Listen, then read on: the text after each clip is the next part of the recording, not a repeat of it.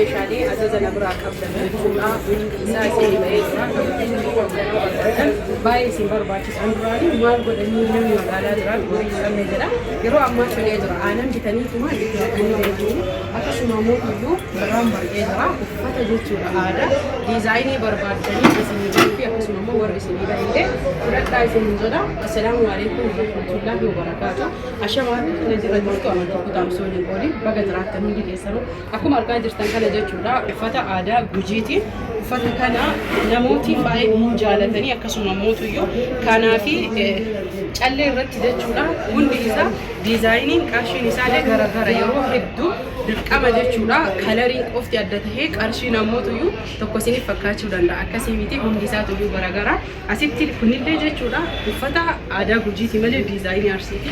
Kunillee akkasuma jechuudha abbaa gadaati isa ammayyaa ta'e yookiin ammoo duraan callee kuni akkuma asitti argaa jirtan kana qoriidhanillee fidee isin agarsiisa. Kan kuni warrooti ajajattanii beeytanii isinii bahee jira hundi keessan fudhachuudha. Qoriin kunillee diizaayinii faashina yookiin kan amma dhufee jedhanii hojjetamaa jira. Akkasuma immoo uffanni kunillee diizaayinii amma dhufe kun calleen duraan kun diizaayinii amma dhufeedha. Akkanatti bahee jira gabaabumatti jechuun warri meeshaa biraa qabdan hundi keessan kottaa fudhadha. Meeshaan hundi isaa tokko tokkodhaan dabalaa jira akka duraatiin miti hunduu nurra dabalaa jira. Kun asitti illee jechuudha qamisii amma dhufe yookiin faashina isaa ammayyaa namni waa'een godhatee beeksisu kunooti akka argaa jirtan kanaan namootiin barbaadan diizaayinii kana qofaan odoo hin tahin wal fakkaatadha. Kuni saayiziitu garagara. Inni kun saayizii xiqqaa yoo ta'e fakkeenyaaf inni kun anaaf hin taha inni kun ammoo nama anaa gadiisiif taha isin jedha.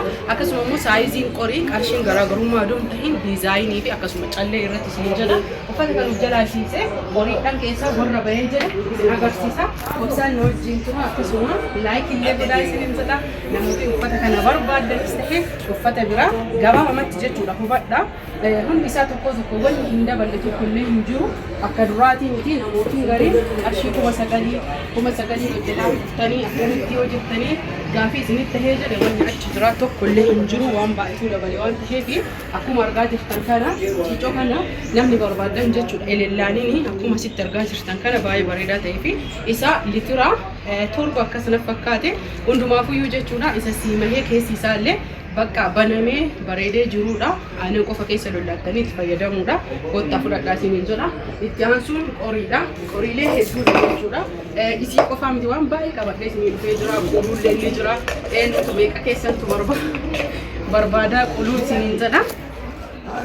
Quluullee dhufee jira. Namootiin quluu barbaadanii fi akkasuma immoo ajajachuu feetanii akkamitti akka siimamuu fi akkamitti bahamu isinillee ni beektanii kunooti quluullee dhufee jira baay'eetu jira isiniin jedha.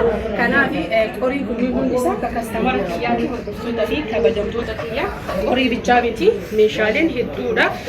Akkasuma sun ta'in kun asitti kan argaa jirtan hundi as keessa jiru kun bakka qabatee jechuudha meeshaa biraa galchuun nu dhorgaa jira. Warri meeshaa abbaa gadaa aadaa akkasuma mootuyyuu qorii asii qabdanii sababni irra caala nama 4-5 anatu sinirraa ture meeshaan keessan ajajamee ture jira. Sababni tureef ammoo akkuma argaa jirtan kun qoriidhaan dhufee shiltii bahee jechuudha. Haala argaa jirtanii miti sabaree yookiin dhuunxoon kun sababa sarqiitiif jalaa dhabamtee yookiin ammoo saniif turree isiniin jedhama. Dhuunxoon kun cufaadha argitanii. Dhuunxoon kun akkuma argaa jirtaniin cufaadha. Dhuunxoon cufaan akka banaan akkamii hojjetan isiin kun diizaayinii yookiin ammoo bareedina qofaa fi kan kaayamudha. Kun ammoo seeranii seetanii yookiin ammoo baastanii hojjettanii akka yaafne gootanii kan goone hubadhaa hiyyaasa amma kan akka bitamu kun fakkeenyaaf sabaree bakana tahee kana wajjin kalaalaan sirriitti jechuudha. Tolee jedhe qarshiin isaa kana caala jechuudha. Baay'ee guddaadha. Garuu aannan hiyyaasu akkuma ciicoo litira 5-6-7 akkuma sabaree jechuudha. Xuunxolleeni kanaaf hordoftoota fi kabajamtoota kiyya kanaaf isinirraa turre malee waan biraatiif miti. Haa ta'u malee meeshaaleen hunduu bahee jira amma fedhii rabbiitiin haga torbee dhufuutti sabareelleen xuunxolleen kun dhufaa jirti. Hanga ammaatti akka nama 3 nu dhufee jira. Obsitanii na eeggachuuf galatoomaa isiniin jedha. Diizaayinii uffataa nu argisiisii jettanii diizaayinii baay'ee qabna jechuudha. Diizaayinii uffata dhiiraa akkasuma mootuyyuu diizaayiniin hedduudha. Wanni isin sirriitti hubattanii beekuu qabdan diizaayinii nu isin agarsiisu osoo hin tahin ofii keessanii jechuudha filattanii waatisaappiidhaan fotoo isaa ergitan ka jaalattan malee dirqama keenya irratti hundooftanii keenya filachuun qabdanii isin jedha. Maaliif jennaan filattanii kana jaaladha yoo jettanii ergitanii isiniif hojjannee isiniif baafna waan ta'eef isin ajajachuu qofaa isin jedha. akkasuma immoo namoonni hedduun gaabii nagaa uffatanii gaabiileen kunoo dhufee jira. Hundi isaa gaabiileen sadarkaa qaba yookiin kutaan jechuudha.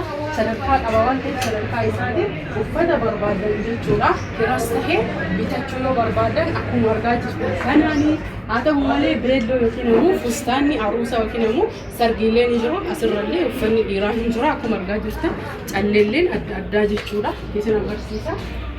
Diizaayinii hedduu fi diizaayinii barbaadanii kunuuti argaa jirtanii filattanii addatti illee bitachuu ni dandeettanii fal'aanota adda addaallee akkasuma immoo yeroo jechuudha buqqee tana jechuun yeroo footoo akkasuma immoo yeroo sargii ni argina waan addaa isinitti fakkaatin calleematu irratti akka rifeensa dheeratee dalagamee malee buqqee urgoo simatan kan waliin deemu jechuudha. Haa ta'u garuu calleen baay'ee dheeratee waan dalagameef qarshii kanaati fi kana garagara gabaabumatti keessaniin jedhu yoo jiraate namoonni meeshaalee aadaa barbaadan qorii firee takka irraa adda bittanii dogoggortanii jirtan haamila yookiin guutuu yoo bittanii jettan sirriitti qarshiin isinii hir'ata garuu fireedhaan chirchaaroon hin waddada yookiin hin qaalaa isiniin jedha kanaaf laayik sheerillee waliif godha meeshaan guutuun isaa wanni hundi akka dabalamaa jirutti illee beeytanii baaburitti illee takka lamallee ta'ini fakkeenyaaf footoo viidiyoo duraanii ture akkuma sagalii bibbishanii namootiin akkasitti qabattanii dhuftan wanni achi jiraan jiru tarii viidiyoo hoggaa ta'uu danda'a hoggaa caaluu danda'a kana isiniin jedha hundumaafuyyuu inshaallah khayriidha diskaawuntii yookiin ammoo aruudallee argachuu dandeettanii tokko keessatti gaafa rabbii laaffisee jedhe kana fakkaata laayikii sheerillee godha warri meeshaan biraa qabdanii obsaan na eeggattan bahee jira torbee dhufu keessa hunda keessanuu isiniif galcha isinillee maallaqa keessan galcha horaa bulaa fayyaan fa'a.